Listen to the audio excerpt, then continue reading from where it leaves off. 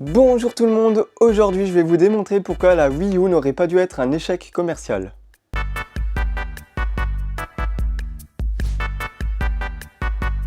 Après le succès monstrueux de la Wii sortie en 2006, il était temps pour Nintendo de passer à la suite. Passer à la suite tout en conservant sa nouvelle clientèle, ce qui allait être un sacré défi pour Nintendo.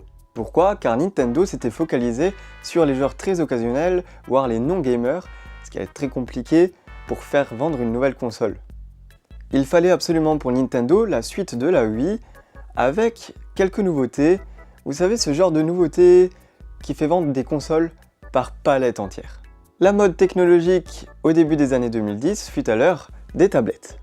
Un genre d'écran d'ordinateur, sans clavier, avec les avantages d'un smartphone, des jeux, du travail, pour les jeunes, pour les personnes plus âgées, tout le monde y trouve son bonheur. Nintendo arrive à l'E3 2011 en dévoilant son gamepad. Uniquement son gamepad. Une première qui peut être particulièrement confuse pour les joueurs occasionnels qui eux pensent à un accessoire de la Wii. Et son nom n'aide absolument pas parce que à une lettre près, c'est le même. Le Wii U Gamepad est donc d'un côté incompris par les joueurs très occasionnels et de l'autre suscite un intérêt de la part des gamers et des fans de l'industrie. Après l'E3, Nintendo a travaillé à clarifier son message autour de la Wii U en disant que c'était bien sûr une nouvelle console et non un accessoire ou une mise à jour de la Wii. Un an s'écoule après l'E3 2011, Nintendo a fourni bien des infos supplémentaires, également des démonstrations de gameplay et des annonces de jeux à venir. Mais rien n'y faire, Nintendo s'est encore focalisé trop sur le Wii U Gamepad. Nintendo a essayé tant bien que mal d'intensifier ses efforts marketing, mais la communication est restée floue pour certains consommateurs. Ce qui nuit fortement à l'anticipation de la sortie de la console. Parce que oui, quand on achète une console, il faut s'y préparer, il faut un budget. Et là, quand la communication est floue et qu'on croit que c'est un accessoire de la Wii, on peut s'attendre à que ça ne soit pas un prix aussi élevé. Comme nous le savons, entre vous et moi, la Wii U est un échec commercial pour Nintendo. Mais pourtant, à son lancement, les ventes ne sont pas si mauvaises que ça. Ses premiers résultats sont quand même inférieurs à sa grande sœur. Logique, la Wii vient d'établir un nouveau record pour Nintendo, mais ce n'est pas catastrophique. Malgré son lancement qui n'est pas si catastrophique que ça, la Wii U a rapidement rencontré des problèmes de vente, notamment avec le manque de jeux de lancement attrayants pour les joueurs. Et surtout avec cette confusion persistante qui conduit à un ralentissement des ventes alarmante. Nintendo a tant bien que mal essayé de relancer l'intérêt de la Wii U avec d'excellents jeux pour le grand public, avec notamment Super Mario 3D World, Mario Kart 8, Zelda Wind Waker HD, Twilight Princess HD, et j'en passe, tellement il y en a des jeux masterclass sur la Wii U. Malheureusement, ces efforts de développement n'ont pas suffi à relancer les ventes de la console, ce qui fut l'échec qu'on connaît actuellement. D'autres facteurs sont arrivés en 2013 avec notamment la PlayStation 4 et la Xbox One, des concurrents largement au-dessus niveau technologique et puissance de la console, qui arrivent, eux, en fin d'année 2013. Après ce résumé assez long sur la Wii U, je vais vous dire pourquoi cette console n'aurait jamais dû être un échec commercial et pourquoi cette console est l'une des meilleures de tous les temps.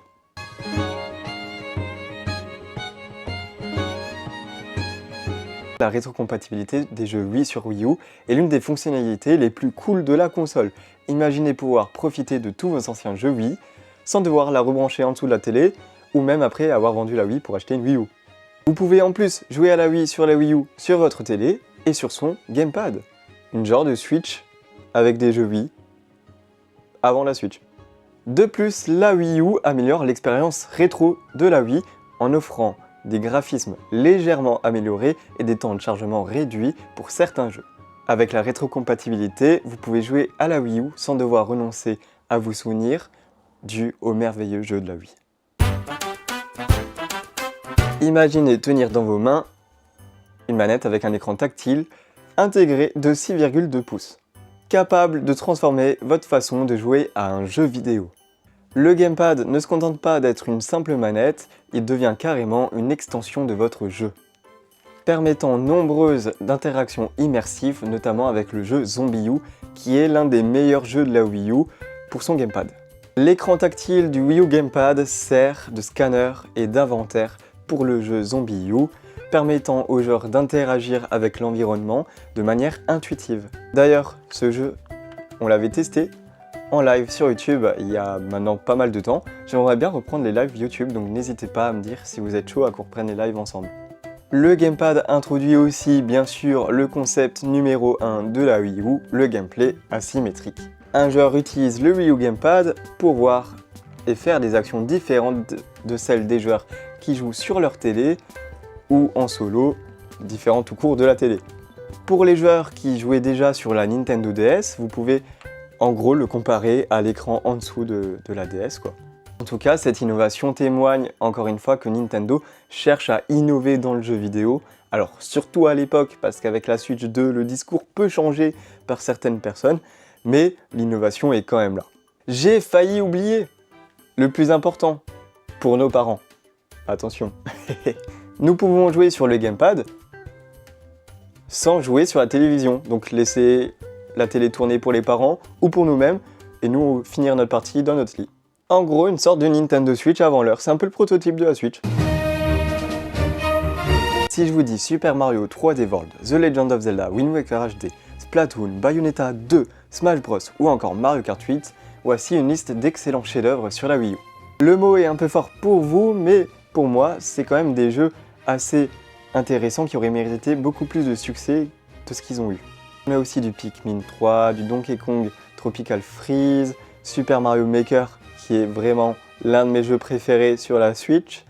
Ce sont des jeux dont on entend encore parler grâce à la Nintendo Switch justement, qui est en gros une Wii U 2, tellement elle a de portages de jeux Wii U.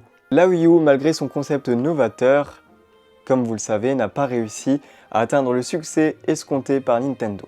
Entre une communication confuse, une concurrence largement au-dessus, du côté de Sony et Microsoft, et un manque de gros jeux à son lancement, la Wii U a été rapidement abandonnée par les joueurs et par les éditeurs de jeux.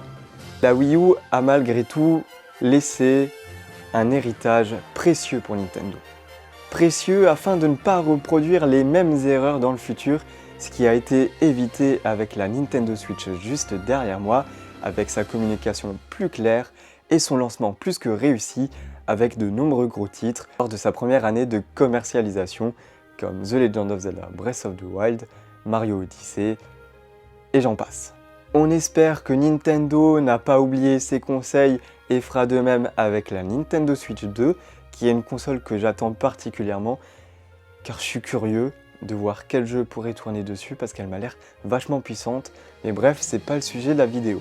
En tout cas, je vous remercie d'avoir suivi cette vidéo. Si vous avez aimé ce genre de vidéo et que vous voulez que je parle d'autres consoles que j'aime du côté Nintendo, PlayStation ou Microsoft, n'hésitez pas à me le dire en commentaire ou en me le faisant savoir avec un petit pouce bleu ou en vous abonnant.